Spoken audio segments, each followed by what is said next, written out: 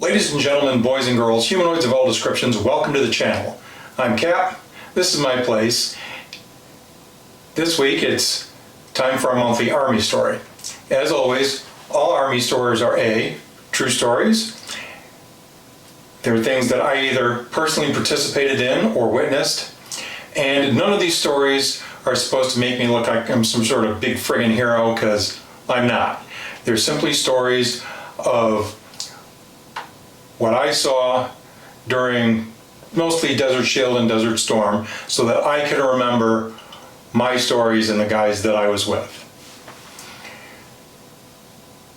Last month, we were getting ready to move from a land reclamation project at a port out into the Saudi desert for Desert Shield. One of the things that I talked about was, guys, we were all issued this gallon jug of water and everybody having to drink it and then not having a place to go to the bathroom. And Cap, why did you guys drink all that water? Well, when it's 95 degrees at 2 o'clock in the morning,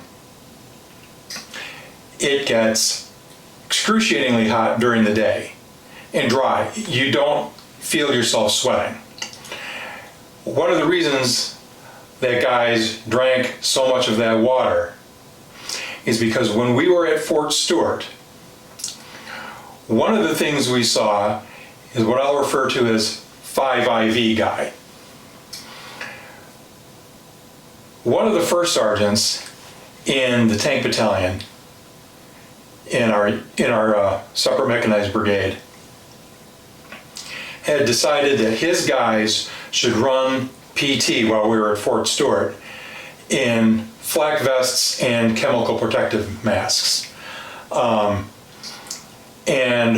as we were finishing our morning PT run, they had one of those guys from that company on the cold concrete floor of an aid station, and they had an IV in each of his arms and in each of his legs, I think in his feet.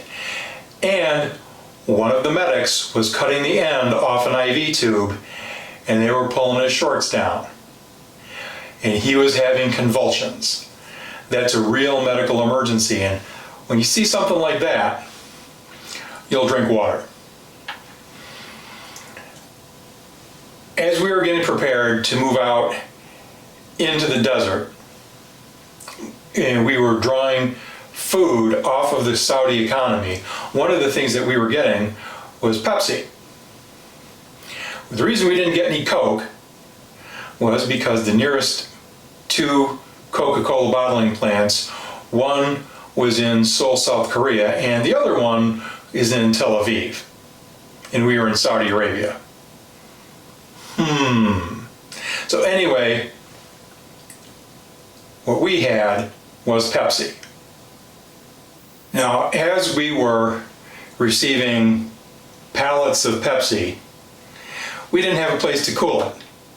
As a matter of fact, we didn't even have a place on this land reclamation project to keep it out of the sun. And it turns out that Saudi Pepsi is a different recipe, and this stuff actually tastes good when it's coffee hot.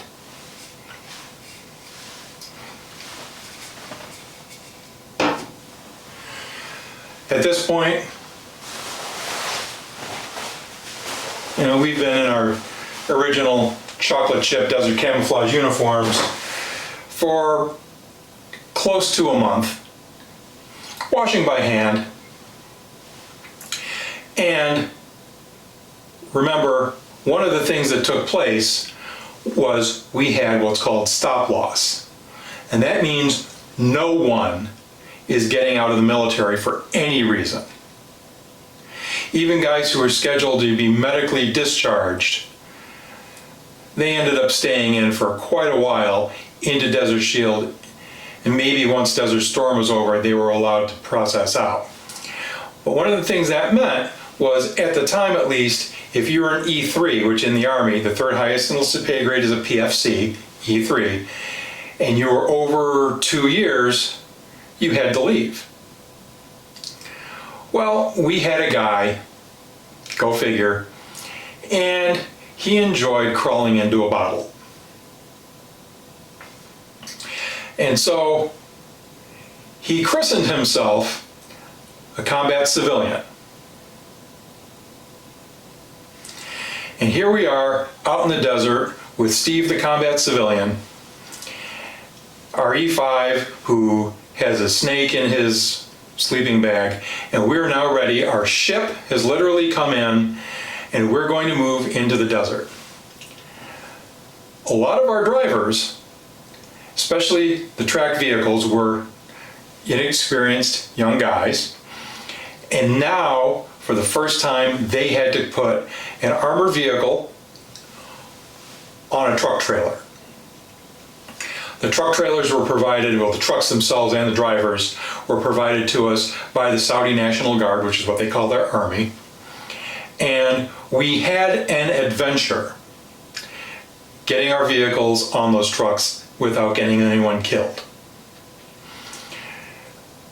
When we finally got out into the desert and we had to put them on the trucks more than once, you have to have the armored vehicle centered on the trailer, but in the case of our M113s that we were using as combat engineers, we also had a trailer. And the trailers weren't empty. They were loaded with cases of mines and pallets of concertina wire. Well, the trailer also has to be centered on, our trailer has to be centered on their trailer. Getting that done was a really hazardous circus. We finally got this finished. I think we got on buses again, and we were bussed out into the Saudi desert along what's called a tap line. It's part of the oil field, and just like what it sounds, they have the oil well and the line running to their central collection apparatus is a tap line. We go, it's now dark, we go to take the armored vehicles off of these trucks, big Mercedes-Benz lowboy trucks, and talk about poop your pants kind of activity. Most of the APCs didn't come off square because, again, the trailer. The trailer would start to get sideways. The track is loaded to literally to the gills. There's no way you could sit inside it. Full of cases of mines, ammunition for the 90mm recoilless rifle, machine gun ammunition, 50 cal ammunition, and as soon as the trailer would get sideways, it weighed too much for the driver to be able to pull back on the laterals and lock the brakes and not have the tracks move. And then the track would get sideways. And a lot of these things came off these trailers, they kind of slid and fell off the ramps. Somehow, we again managed to not get anyone killed, we managed to not lose arms and legs, and they all somehow stayed upright. The Saudis cleared out, and we got everyone arranged on this tap line road, APCs, our tanks, the combat engineer vehicles, armored vehicle launch bridges, and our wheeled vehicles. We got everything sorted out by platoon. And now it's time to try to get some sleep.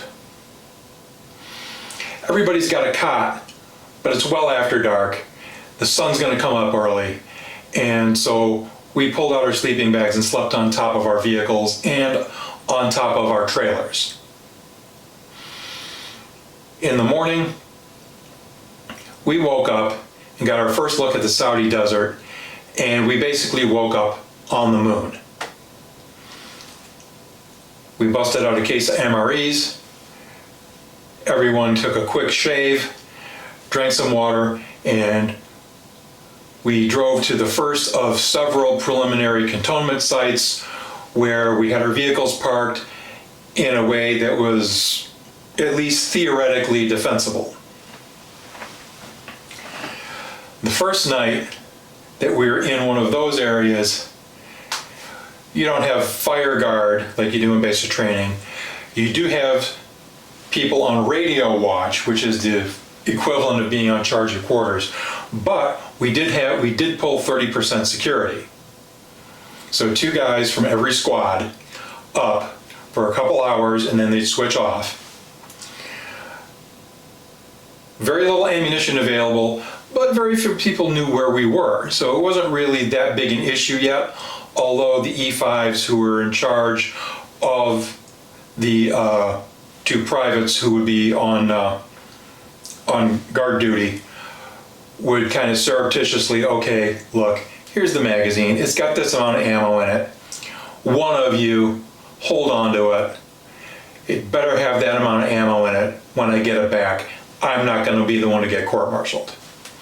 This went on for a couple of days. We moved a couple more times until we finally were in the spot where we spent the majority of Desert Shield, from about the 2nd week in September until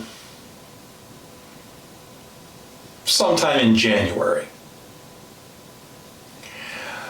There were a considerable amount of shenanigans that took place in that location, and we'll cover them in the upcoming months.